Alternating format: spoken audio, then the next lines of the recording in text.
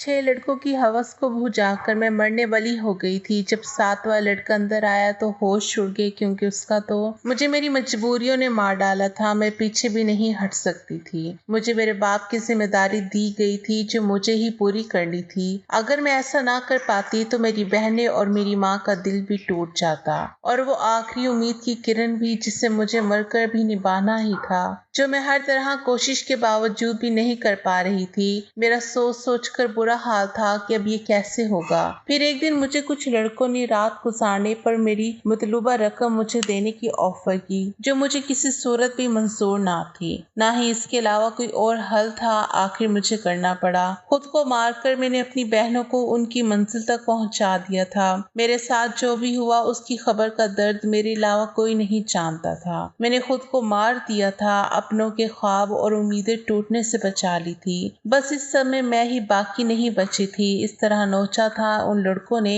कि मैं आज भी दर्द महसूस करती थी और मेरी नींदें तक हराम हो गई थी। लेकिन मर के भी कैसे जिया जाता है ये मैंने उसके बाद जाना। इस जालिम दुनिया में रहम नहीं है। आप मेरी कहानी सुनकर दर्द महसूस करेंगी। इस छठे लड़के की जब बारी आई तो उसकी मुझे देखकर चीखें निकल गई। मेरी जिम्मेदारी और मेरे घर वालों की ख्वाहिशात मुझे इस मकाम तक ले आई थी, जहां मैंने एक ही रात में 5वें लड़के के साथ रात गुजारने की हामी भर ली थी।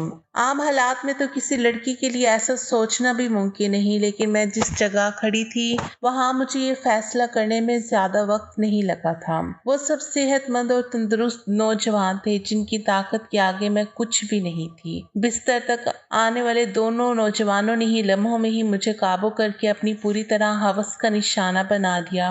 ये पहली दफा था जब मैं किसी मर्द के लम्ह से आशना हुई थी। दूसरे लड़के के निकलते ही तीसरा लड़का भी कमरे के अंदर चला आया। मैंने एक गहरी सांस खारिज की। मैं थोड़ा वक्त चाहती थी, लेकिन वो कहने लगा कि इतना वक्त नहीं है, बाहर उसके और भी दोस्त लाइन में बैठे हैं। उसकी बात सुनकर मेरी आंखों से आंसू बह निकले। वो फौरन ही मेरे पास चला आया और मेरी आंसू को नजरअंदाज करता अपनी शिद्दतें मुझ पर बखेरने लगा। मेरे वजूद में बर्दाश्त की सकत खत्म हो रही थी। मैं बार बार उसे खुद से दूर करने की कोशिश करती, लेकिन वो उतना ही मुझ पर हावी होने लगता। ऐसा लग रहा था जैसे उसे इस खेल में मजा आ रहा हो। मेरा धक्का देने पर भी वो पहले से ज्यादा जोश से मेरे करीब आया, इसलिए अब मैं उसे रोकने की गलती नहीं कर रही थी और खामोशी से खुद पर गुजरने वाली इस क़यामत को बर्दाश्त कर रही थी। 1 घंटे तक वो अपनी प्यास बुझाता रहा और जाते जाते उसने अपने दांतों के निशान मेरी गर्दन पर छोड़ दिए और कहने लगा कि अगर इसे दोबारा मौका मिला तो वो मेरे साथ जरूर वक्त गुजारेगा। उसके जाने के बाद मैंने एक निगाह अपने वजूद पर डाली तो मैं कांप गई। जिस्म का कोई हिस्सा ऐसा नहीं था जहाँ निशान मौजूद ना हो। तीसरे नौजवान ने तो हद से ज्यादा मुझे जख्मी कर दिया था। जगह जगह उसके दांतों के निशान थे। मजीद 2 लड़कों ने भी 1-1 घंटा मुझे इसी तरह अपनी हवस का निशाना बनाए रखा। उन लोगों ने मुझ पर जरा भी रहम ना किया, और आता भी क्यों। उन्होंने एक बड़ी रकम के बदले मेरी एक रात खरीदी थी। वो तो अपना हिस्सा वसूल कर रहे थे और ये एक रात मेरी जिंदगी की स्याह तरीन रात बन गई थी। मेरा हाल ऐसा था कि मुझे कुछ होश नहीं आ रहा था। मैं खुद से करवट बदलने के काबिल भी नहीं रही थी। आहिस्ता आहिस्ता तकलीफ से मेरी आंखें बंद होने लगी थी, और जब उन 5 लड़कों ने मुझे बताया कि उनका एक छठा दोस्त भी आ गया है, मुझ में इतनी हिम्मत भी बाकी नहीं बची थी कि मैं उन्हें इनकार कर पाती या मज़ाहमत कर सकती। जैसे ही छठा लड़का कमरे में दाखिल हुआ और मेरे बिस्तर के करीब आया तो मुझे देखकर उसकी चीखें निकल गई। वजह जानकर आपके भी रोंगटे खड़े हो जाएंगे। मेरा नाम इकरा था और मेरी उम्र सिर्फ 22 साल थी। मैंने ग्रेजुएशन कर रखी थी, लेकिन आज के दौर में ग्रेजुएशन कुछ भी नहीं होती। लोग मास्टर करके भी डिग्रियां हाथों में लिए सड़कों की धूल समेट रहे होते हैं।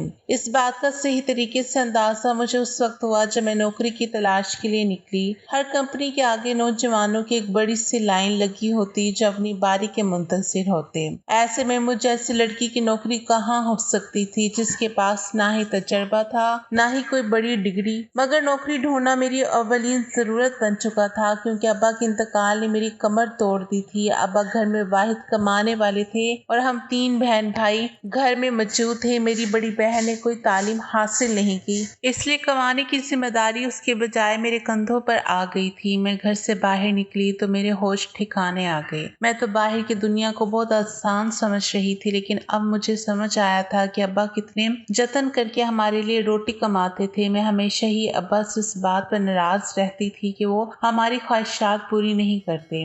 मेरी नाराजगी पर अब्बा का चेहरा हमेशा उतर जाता। बड़ी मोहब्बत से मुझे पुकार कर कहते हैं, तो फिक्र ना कर, एक दिन तेरे भाग भी जाग उठेंगे। लेकिन मुझे वो दिन अपनी किस्मत में आता नजर नहीं आता था। और फिर एक रात अब्बा नींद में ही अल्लाह को प्यारे हो गए और जब हम पर सुबह ये बात खोली कि अब्बा हमारे दरमियान नहीं रहे, तब हमें इस बात का एहसास हुआ कि अब्बा हमारे किस कदर अहम थे। जब तक वो हमारे सरों पर मौजूद थे, कम से कम दुनिया की हर बुरी नजरों और रोटी जैसी बुनियादी जरूरियात से महरूम नहीं थे। अब्बा के इंतकाल के कुछ दिन तक तो पास पड़ोस वालों ने, खानदान वालों ने हमारी मदद की और फिर आहिस्ता आहिस्ता सभी अपनी जिंदगियों में मसरूफ हो गए। आज के दौर में कौन किसका पेट पाल सकता है। मजबूरन मुझे ही नौकरी की तलाश के लिए घर से निकलना पड़ा और मुझे समझ आ गया कि औरत के लिए बाहर की दुनिया किस कदर मुश्किल है।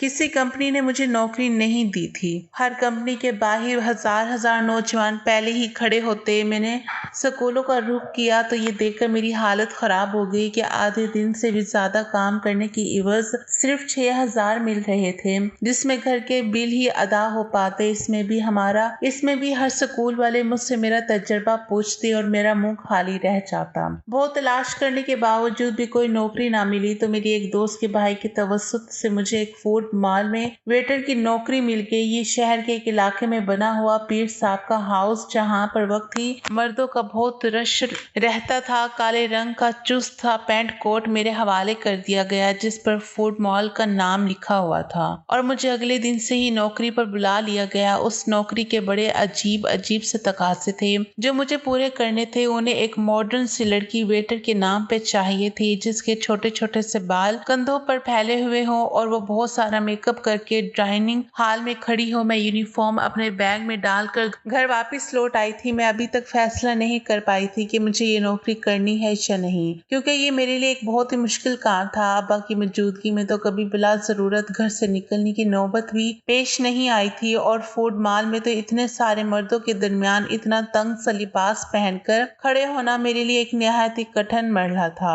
मगर भूख इंसान से सब कुछ करवा लेती है। मैं वहां से वापस घर आई तो मेरी माँ दरवाजे पर खड़ी परेशान मुझे देखकर उनकी आंखों में आंसू आने लगे। मैंने अम्मा से कहा कि इद्दत के दिनों में वो दरवाजे तक क्यों चली आई, तो अम्मा रोते हुए कहने लगी कि बेटा, बिजली के मीटर वाले आए थे और उन्होंने हमारी बिजली काट दी है। अम्मा की बात सुनकर मेरा दिल थक सा बैठ गया। गर्मी जोरों पर थी और ऐसे में बिजली के बगैर गुजारा करना बहुत ही मुश्किल था। पिछले 2 महीने से हम अदा नहीं कर पाए थे और शायद इसीलिए हमारी बिजली काट दी गई थी। अम्मा के आंसू ने मेरे लिए फैसले को बहुत आसान कर दिया था। मैंने अम्मा को गले लगाया और उन्हें बताया कि मुझे नौकरी मिल गई है और कल से मुझे नौकरी पर जाना है। अम्मा ने मेरे सर पर हाथ रखकर कहा कि अब तुम ही मेरा बासु हो और तुम्हें ही अपनी दोनों बहनों की शादियां भी करनी है। अम्मा ने एक भारी जिम्मेदारी मेरे कंधे पर डाल दी और मैं सोच रही थी कि मैं ये जिम्मेदारी कैसे निभाऊंगी, लेकिन मुझे ही ये फर्ज निभाना था। अम्मा पूछ रही थी कि मुझे नौकरी कहाँ मिली है, लेकिन मैं उन्हें बताना नहीं चाहती थी कि मुझे कहाँ नौकरी मिली है। इसलिए मैंने अम्मा से कह दिया कि एक बड़ी सी कंपनी में एक छोटी सी नौकरी मिल गई है। मेरी नौकरी का वक्त दोपहर 3 से रात के 11 बजे तक है।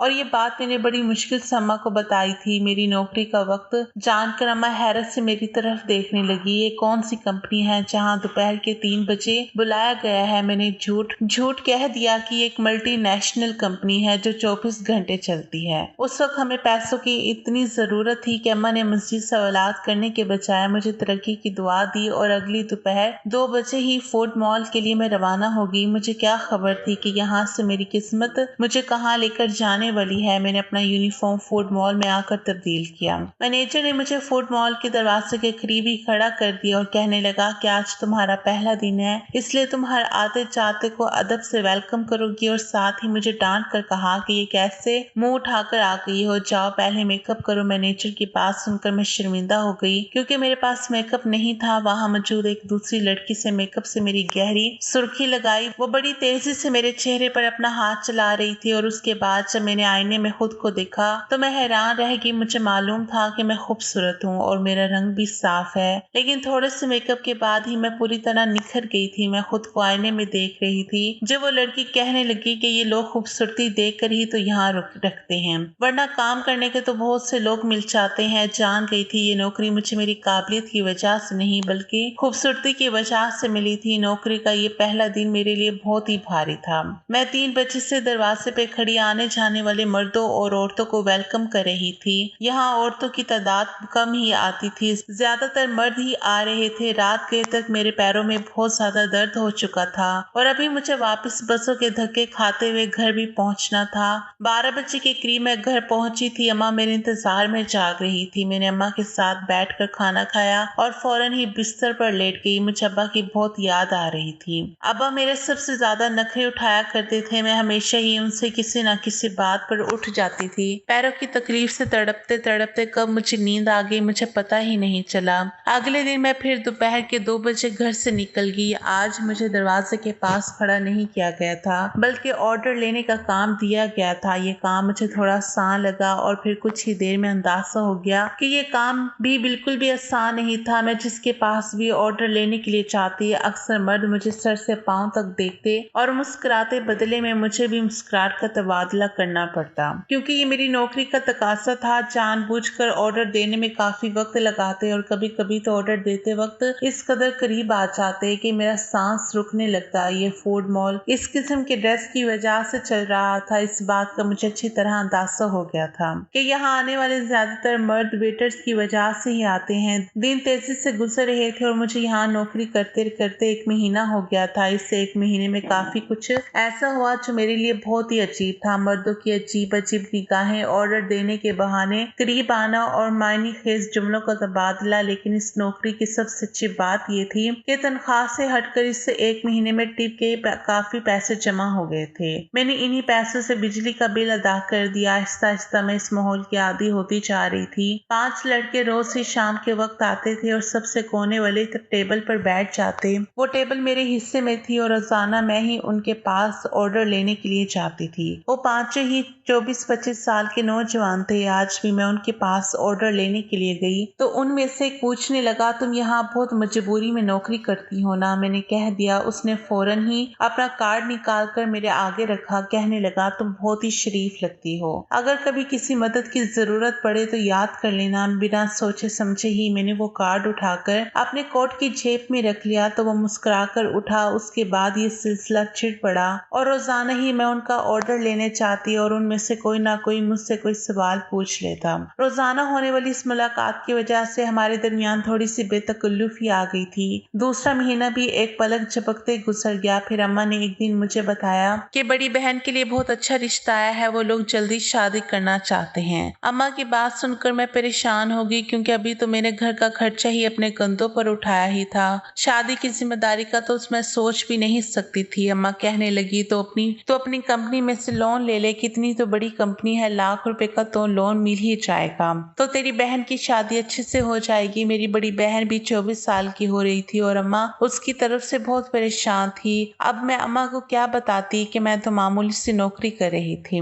लाख रुपए मुझे कहाँ से मिलते? अम्मा ने जब मुझे ये कहा तो मैंने उनको किसी बात का जवाब नहीं दिया, लेकिन अम्मा की आंखों में मुझे चमकती हुई उम्मीद साफ दिखाई दे रही थी। अम्मा को यकीन था कि मुझे कंपनी से लोन मिल जाएगा और मैं सोच रही थी कि मेरे झूठ ने मुझे कहाँ फंसा दिया है। अगले दिन मैं नौकरी पर भी सारा वक्त परेशान रही और ये बात मेरे साथ काम करने वाली लड़की ने भी नोट कर ली। वो मुझसे कहने लगी कि क्या बात है, आज तुम बहुत ज्यादा परेशान लग रही हो। मैंने उसे बता दिया कि बड़ी बहन की शादी है और मेरे पास बिल्कुल भी पैसे नहीं है। मेरी बात सुनकर वो कहने लगी, तो इतना खर्चा करने की क्या जरूरत है, साथ किसी रुखसती कर दो। उसकी बात सुनकर मैं सोच में पड़ गई। वो ठीक ही तो कह रही थी, इतना मसला बनाने की क्या जरूरत थी। घर आकर मैंने अम्मा को भी यही मशवरा दिया कि वो सादगी से बहन की रुखसती कर दे, लेकिन मेरी बात सुनकर वो कहने लगी, हर किसी को हमारे मसाइल का इल्म नहीं है। लड़के वालों ने पहले ही जहेज के नाम पे एक लंबी लिस्ट थमा दी है और अगर मैंने खाली हाथ तेरी बहन को रुखसत कर दिया तो इसके ससुराल वाले सारी जिंदगी भर इसे बातें सुनाते रहेंगे। अम्मा की बात सुनकर मुझे गुस्सा आ गया।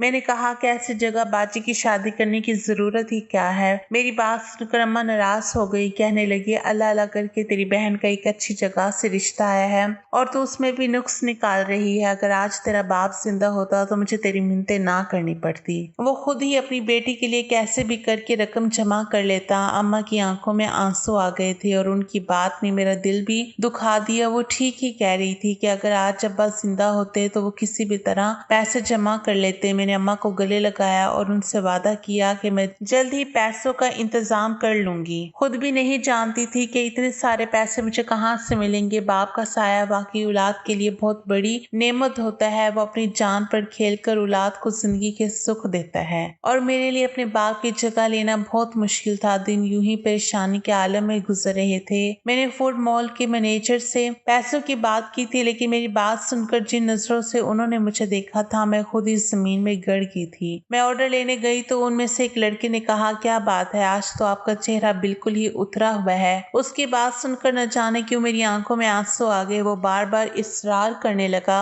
कि मैंने उसे अपनी परेशानी ना चाहते हुए भी बता दी, क्योंकि मुझे भी किसी ऐसे ही शख्स की तलाश थी जिसके आगे मैं खुलकर अपना दुख बयान कर सकूं। मेरी बात सुनकर उसके चेहरे पर मुस्कुराहट आ गई और कहने लगा, इतनी छोटी सी बात के लिए आप इस कदर परेशान हैं। आपको अपना कार्ड इसलिए तो दिया था कि कोई भी परेशानी हो तो हमें याद कर लें। मैं हैरत से उनके चेहरे को देखने लगी। मैं ये सोच भी नहीं सकती थी कि वो 5 अजनबी लड़के मुझे पैसे दे सकते हैं, लेकिन पांचों ने फौरन ही मुझे लाख रुपए की पेशकश कर दी। मैं हैरत से आंखें फाड़े ही उनकी तरफ देख रही थी। वो कहने लगा, 1 लाख देना हमारे लिए कोई बड़ी बात नहीं है, लेकिन मुझे भी उनके लिए कुछ काम करना होगा। उनकी बात सुनकर मैं ठटक गई। उन लड़कों को मुझसे काम हो सकता था, ये बात समझने में मुझे ज्यादा देर नहीं लगी थी। मैंने फौरन ही घबरा कर कहा कि मैं एक शरीफ घर से ताल्लुक रखती हूँ और मैं कोई गलत काम नहीं कर सकती। वो हंस के कहने लगे कि हमने सिर्फ पेशकश कबूल की है, कबूल करना या ना करना आपकी मर्जी है,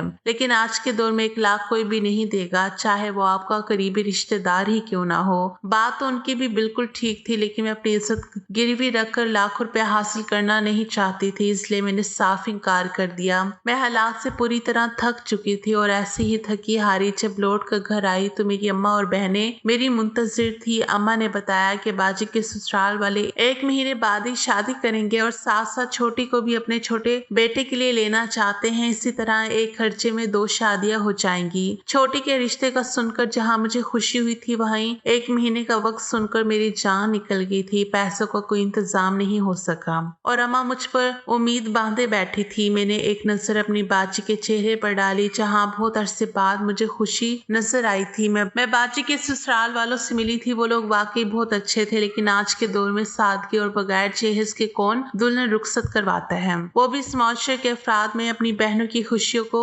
हमेशा कायम देखना चाहती थी। मैंने अम्मा से कहा कि आप शादी की तारीख पक्की कर दे, मैं पैसों का इंतजाम कर लूंगी। मेरी बात सुनकर घर में खुशी की लहर दौड़ गई थी, मगर वो लोग इस बात से बेखबर थे कि ये खुशी मेरी जात की बर्बादी के बदले उन्हें हासिल होने वाली थी। अगले दिन मैंने उन 5 लड़कों से हामी भर ली। वो मुस्कुराकर कहने लगे, हम जानते थे आप जरूर मान जाएंगी। उन 5 ने एक रात के लिए मुझे अपने साथ ले जाने की बात की थी। मैंने अम्मा को बताया कि साल के इख्तिताम की वजह से कंपनी में काम बहुत ज्यादा है, मुझे एक रात कंपनी में ही गुजारनी होगी। कंपनी ने मेरा लोन मंजूर कर लिया है, इसलिए मैं उनकी बात मानने पर मजबूर हूँ। लोन पास होने की बात सुनकर अम्मा इस कदर खुश हो गई कि उन्होंने मुझे रात रुकने की इजाजत भी दे दी और मैं फूड मॉल से छुट्टी लेने के बाद उन 5 लड़कों के साथ चले गई। उन 5 ने मुझे अपनी दरिंदगी का निशाना बना डाला और जब छठा लड़का अंदर आया तो मुझे देखकर उसकी चीखें निकल गई, क्योंकि पूरा बिस्तर खून में भरा हुआ था और मैं अपनी जिंदगी की शायद आखिरी सांस ले रही थी। उसने फौरन ही मुझे अपनी बाजू में उठाया और गाड़ी में डालकर छोटे से अस्पताल में ले आया, जहां शायद उसका कोई जाने वाला ही डॉक्टर था। कई घंटे आईसीयू में रहने के बाद मेरी हालत कुछ बेहतर हुई थी, लेकिन मेरा जख्म वजूद मेरी बर्बादी की गवाही दे रहा था। वो लड़का उन 5 का ही दोस्त था, लेकिन उसके अंदर इंसानियत अभी बाकी थी। उसे मुझ पर रहम आ गया था, वरना शायद मैं इस बिस्तर पर दम तोड़ जाती। मैंने अपनी अम्मा को फोन करके बता दिया था कि मेरी कंपनी से छुट्टी नहीं हुई है। मेरी हालत पर रहम करने वालों ने मुझ पर मेहरबानी कर मुझ पर एहसान किया था, जिसने मुझे जिंदगी बख्श दी थी। उसे देखकर मालूम हुआ था कि उस दुनिया में अभी भी कहीं कहीं इंसानियत बाकी थी। मैं इस बात पर शुक्रगुजार थी कि मुझे अभी और भी जिम्मेदारी संभालनी थी, मैं उस शख्स से आंखें भी नहीं मिला पा रही थी। अल्लाह किसी को कभी इतना मजबूर ना करे कि उसे ऐसी क़यामत से गुजरना पड़े। एक और एहसान किया गया था मुझ पर, उस शख्स की तरफ से उसके प्लाजे में बाइज्जत नौकरी कर सकती हूँ। जैसे ही सेहत संभल जाए मैं वहाँ जा सकती हूँ। इस एहसान का बदला भी अल्लाह ही उसे दे सकता था। मैंने अल्लाह का शुक्र अदा किया और खुद को संभालने लगी और घर की तरफ रवाना होगी। दोस्तों, आपको हमारी कहानी कैसी लगी अपनी कीमती राय से हमें जरूर आगाह कीजिएगा और मज़ीद नई कहानियाँ सुनने के लिए हमारे साथ रहिएगा। आपका बहुत शुक्रिया।